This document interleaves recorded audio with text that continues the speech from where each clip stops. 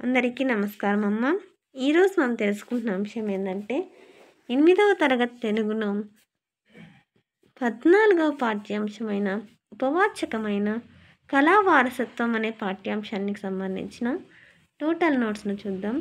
ఇంకా ఆలస్యం చేయకుండా వీడియోలోకి వెళ్ళే ముందు ఇంకా మా ఛానల్ సబ్స్క్రైబ్ చేసుకుని వాళ్ళు ఎవరంటే దయచేసి సబ్స్క్రైబ్ చేసుకొని లైక్ చేసి షేర్ చేసి మీ ఫ్రెండ్స్కు రిలేటివ్స్ అందరికీ సబ్స్క్రైబ్ చేసుకోమని చెప్పండి.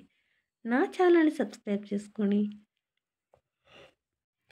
ప్రత్యక్షంగా పరోక్షంగా సపోర్ట్ చేస్తున్న వాళ్ళందరికీ పేరు పేరున ప్రత్యేకమైన హృదయపూర్వక ధన్యవాదములు.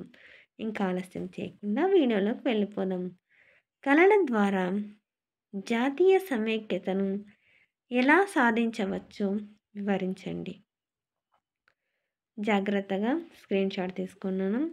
అక్షరాలు కనుక క్లియర్గా కనిపించకపోతే నెట్ క్వాలిటీ పెంచుకొని స్క్రీన్ షాట్ తీసుకోండి. మళ్ళీ చెప్తున్నాను, కొద్దిగా అక్షరాలు కనుక క్లియర్ కనిపించకపోతే నెట్ క్వాలిటీ పెంచుకొని స్క్రీన్ షాట్ తీసుకోండి. మీకు ఇంకా ఎలాంటి వీడియోస్ కావాలో నాకు కామెంట్ సెక్షన్లో తెలియజేస్తే మీకు అటువంటి వీడియోస్ని అప్లోడ్ చేయడానికి నేను ట్రై చేస్తాను. కొంచెం ఆలస్యమైనా కూడా ఖచ్చితంగా అంటే మీకు అప్లోడ్ చేస్తాను. తర్వాత రెండవ ప్రశ్న, భరతనాట్యం ఇతర నాట్యాలకు తల్లి వంటిది అని ఎలా చెప్పగలవు? జాగ్రత్తగా స్క్రీన్ షాట్ తీసుకోండి. తర్వాత రాజగోపురాలపై 108 అయిపోతేనే కంటిన్యూషన్ భరతనాట్య భంగిమలు ఉన్నాయి. తర్వాత మూడవ ప్రశ్న, రైతుల నృత్యంగా ఆవిర్భవించిన భాంగ్రా అంతర్జాతీయంగా జనాదరణ పొందడాన్ని బట్టి నీవు ఏమి గ్రహించావు? జాగ్రత్తగా స్క్రీన్ షాట్ తీసుకో. ఇంకా మన ఛానల్ సబ్స్క్రైబ్ చేసుకుని వాళ్ళు ఎవరైనా ఉంటే దయచేసి సబ్స్క్రైబ్ చేసుకొని లైక్ చేసి షేర్ చేసి మీ ఫ్రెండ్స్కు రిలేటివ్స్ అందరికీ సబ్స్క్రైబ్ చేసుకోమని చెప్పండి. నా ఛానల్ని సబ్స్క్రైబ్ చేసుకొని ప్రత్యక్షంగా పరోక్షంగా సపోర్ట్ చేస్తున్న వాళ్ళందరికీ పేరు పేరున ప్రత్యేకమైన హృదయపూర్వక ధన్యవాదములమ్మ. తర్వాత ప్రశ్న, గుస్సాడీల నృత్య రీతిని గురించి రాయండి. జాగ్రత్తగా స్క్రీన్ షాట్ తీసుకోండి. గుస్సాడీల నృత్య రీతిని గురించి రాయండి. ఎక్కడికక్కడ స్క్రీన్ షాట్ తీసుకోండి. ఇంకా మన ఛానల్ సబ్స్క్రైబ్ చేసుకొని వాళ్ళు ఎవరైనా ఉంటే దయచేసి సబ్స్క్రైబ్ చేసుకొని లైక్ చేసి షేర్ చేసి మీ ఫ్రెండ్స్కు రిలేటివ్స్ అందరికీ సబ్స్క్రైబ్ చేసుకోమని చెప్పండి.